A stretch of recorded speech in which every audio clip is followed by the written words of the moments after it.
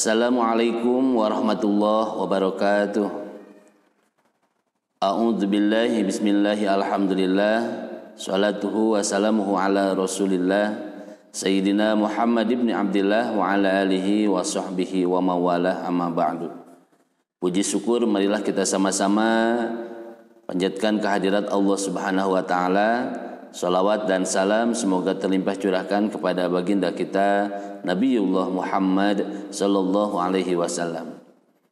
Ananda yang soleh dan solihah, alhamdulillah pada kesempatan hari ini kita masih bisa dipertemukan kembali dalam kegiatan belajar online di mata pelajaran pendidikan agama Islam dan budi pekerti, yang insya Allah pada kesempatan hari ini kita akan melanjutkan pembelajaran yang kemarin tentang bab toharoh.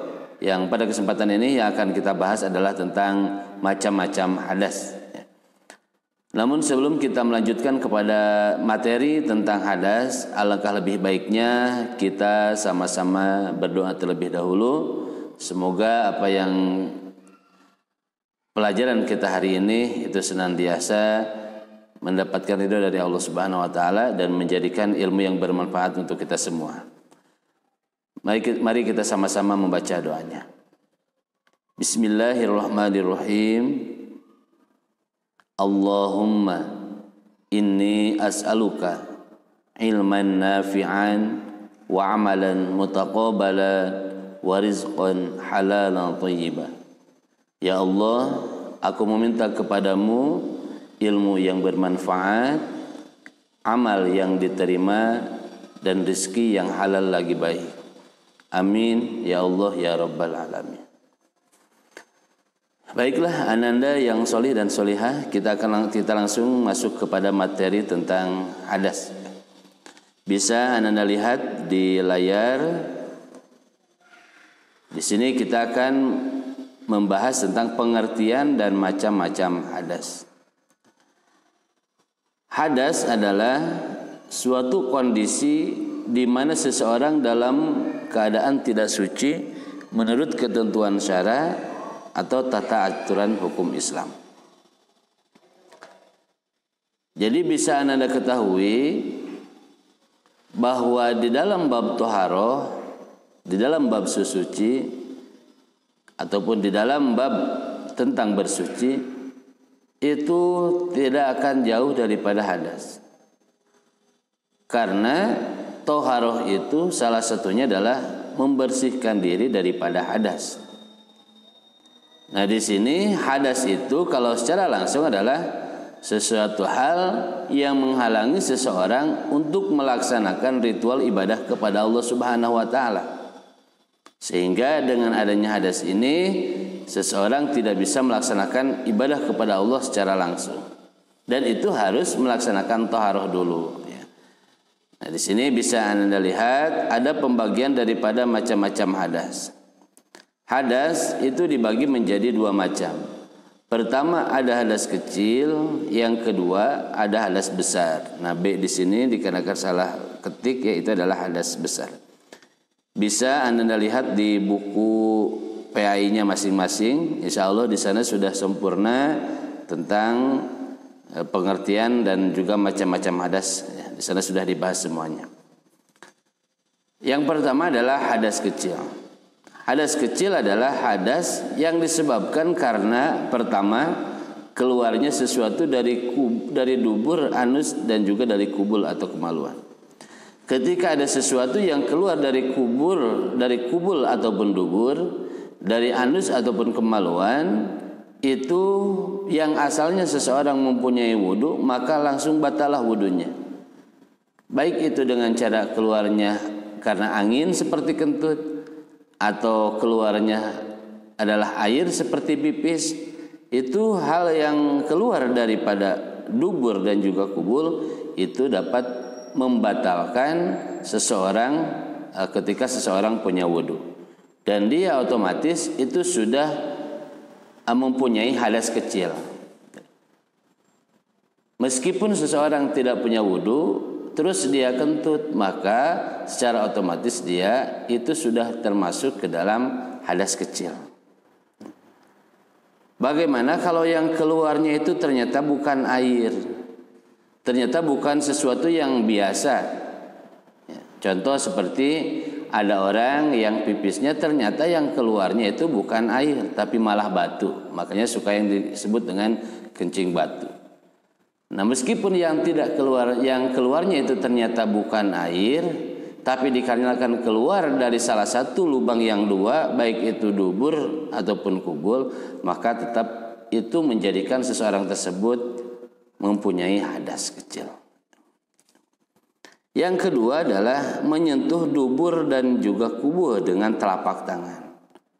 Salah satu yang menyebabkan seseorang punya hadas kecil adalah menyentuh dubur dan juga kubul dengan telapak tangan. Menyentuh kemaluan dengan telapak tangan, menyentuh dubur anus dengan telapak tangan, itu kalau orang sudah punya wudu, maka wudunya bisa jadi batal karena menyentuh dubur dan juga kubulnya.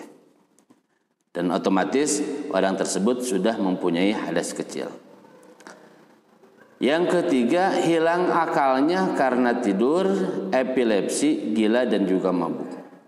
Seseorang yang punya wudu, kebetulan ketika setelah dia punya wudu, dia tertidur lelap dan tidurnya itu terlentang. Maka ketika dia tertidur, otomatis wudunya itu batal dan dia sudah mempunyai hadas kecil ketika dia mau melaksanakan sholat, ketika dia mau melaksanakan ibadah kepada Allah Subhanahu wa taala, maka diwajibkan baginya untuk thaharah ataupun bersuci, ya, ataupun bersuci.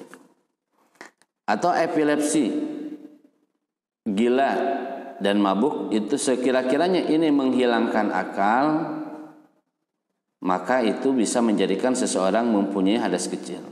Yang asalnya punya wudu, tapi ternyata dia tertidur, tapi ternyata dia gila sekejap ataupun mabuk sehingga hilang akalnya, maka wudunya itu otomatis langsung batal dan orang tersebut itu sudah mempunyai hadas kecil. Yang keempat, salah satu penyebab daripada hadas kecil ini adalah bersentuhan antara kulit laki-laki dan perempuan yang sudah balik. Ketika anak-anak semuanya usianya sudah pada balik, terus ketika di jalan dan keduanya ini sudah punya wudu, ketika di jalan ternyata bersentuhan kulit antara laki-laki dan perempuan, dan itu tanpa penghalang, tanpa adanya penghalang pakaian, tanpa adanya penghalang sapu tangan, langsung saja ketemu kulit dengan kulit, maka yang asalnya orang itu punya wudu, dikarenakan adanya sentuhan antara kulit dengan kulit laki-laki dan perempuan, maka wudunya orang tersebut itu menjadi batal dan otomatis dia sudah termasuk ke dalam mempunyai hadas kecil. Jadi ada persentuhan antara kulit laki-laki dan kulit perempuan tanpa penghalang. Kecuali kalau ada penghalang, contoh salah satunya penghalangnya adalah sapu tangan. Ada laki-laki memakai sapu tangan, terus ternyata tangannya tersebut kena dengan tangan perempuan, yang mana tangan perempuannya itu juga memakai sapu tangan. Otomatis kulitnya itu tidak bersentuhan, tapi yang bersentuhan adalah sapu tangannya, sehingga ketika dia punya wudu, maka wudunya pun tidak menjadi batal karena persentuhannya bukan antara kulit dengan kulit, karena ada penghalang daripada kulit tersebut. Itulah anak-anak yang saleh dan solehah penyebab daripada hadas kecil. Nah, di sini cara menyucikannya, cara menyucikan hadas kecil yaitu dengan cara berwudu ataupun dengan cara tayamum. Ketika seseorang mempunyai hadas kecil dan orang tersebut akan melaksanakan ibadah ritual kepada Allah Subhanahu wa taala, baik itu melaksanakan sholat, baik itu melaksanakan tawaf, baik itu melaksanakan membaca Al-Quran ataupun yang lainnya, maka cara membersihkannya yaitu orang tersebut harus berwudu terlebih dahulu.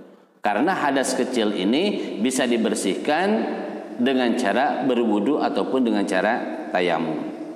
Ketika kita keluar salah satu dari kubul dan juga dubur, terus kita ingin sholat, maka yang pertama yang harus kita lakukan adalah wudu terlebih dahulu dengan cara wudu yang sempurna.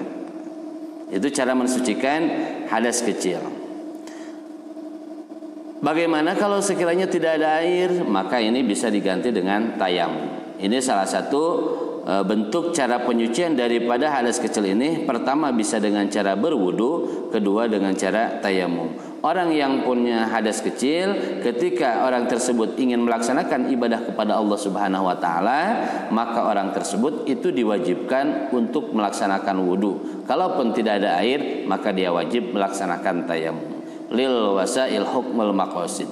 Ketika yang dijadikan maksud tujuan adalah suatu hal yang wajib, maka pelantarannya tersebut itu termasuk hukumnya pun menjadi wajib. Salat wajib berarti wudu pun ikut terbawa wajib, karena syarat sah salat adalah dengan cara berwudu.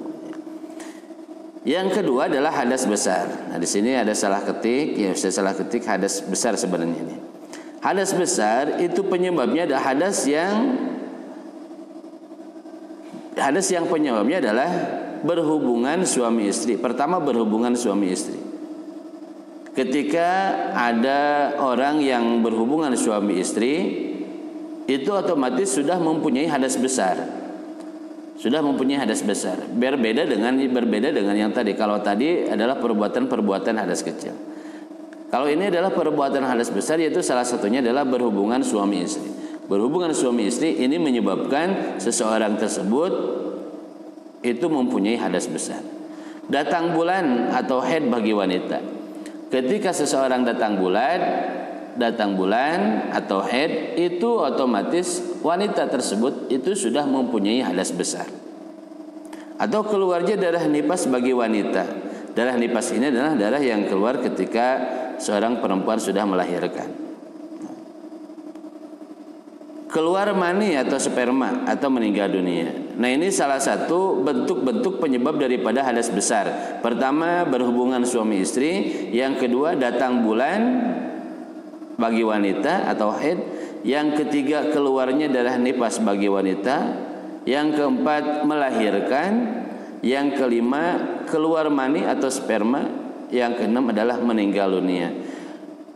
Perbuatan-perbuatan tersebut, penyebab-penyebab tersebut itu menjadikan seseorang mempunyai hadas besar.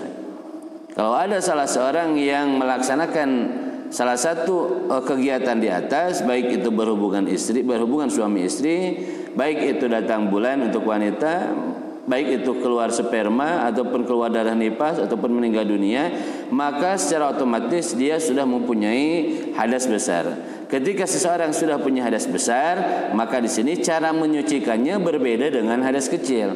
Kalau hadas kecil itu cukup dengan wudu dan ataupun dengan tayamum, tapi kalau hadas besar itu cara menyucikannya yaitu dengan cara mandi wajib atau mandi junub, ya. Kalau tidak ada air, maka bisa dilakukan dengan cara bertayamum.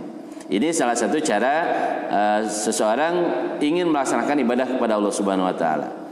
Ketika ada seseorang malamnya sudah berhubungan suami istri, terus ketika dia mau melaksanakan sholat subuh, maka sebelum dia melaksanakan sholat subuh, dia harus menyucikan hadas besarnya dulu, yaitu dengan cara mandi wajib ataupun dengan cara bertayamum. Kalau hanya dibersihkan dengan cara berwudu, maka hadas besarnya tidak akan hilang. Karena hadas besar ini tidak bisa dihilangkan dengan wudu, tapi hanya bisa dihilangkan dengan mandi wajib ataupun mandi besar. Itulah anak-anak yang soleh dan solehah, salah satu pengertian dan juga macam-macam hadas yang harus anak-anak ketahui, baik itu penyebab hadasnya maupun cara-cara penyuciannya. Karena di dalam penyebab hadas kecil dan juga hadas besar ternyata itu sangat berbeda sekali, ya. Terutama dalam segi cara penyuciannya itu sangat berbeda. Ini adalah hal penting yang harus Anda ketahui supaya nanti ketika Anda ingin melaksanakan ibadah kepada Allah Subhanahu wa taala, baik itu melaksanakan sholat, melaksanakan tawaf, ibadah haji ataupun yang lainnya, Anda harus mengetahui dulu ciri-ciri daripada hadas kecil dan hadas besar, ya, supaya nanti bisa mengetahui bagaimana cara menyucikan hadas yang ada pada anda semuanya.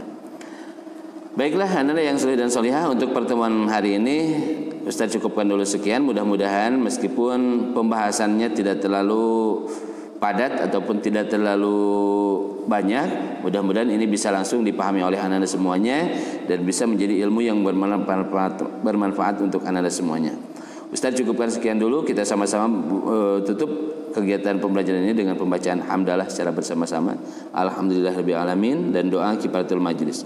Subhanakallahumma wa bihamdika asyhadu an la ilaha illa anta astaghfiruka wa atubu ilaik. Wal afu minkum. Wassalamualaikum warahmatullahi wabarakatuh.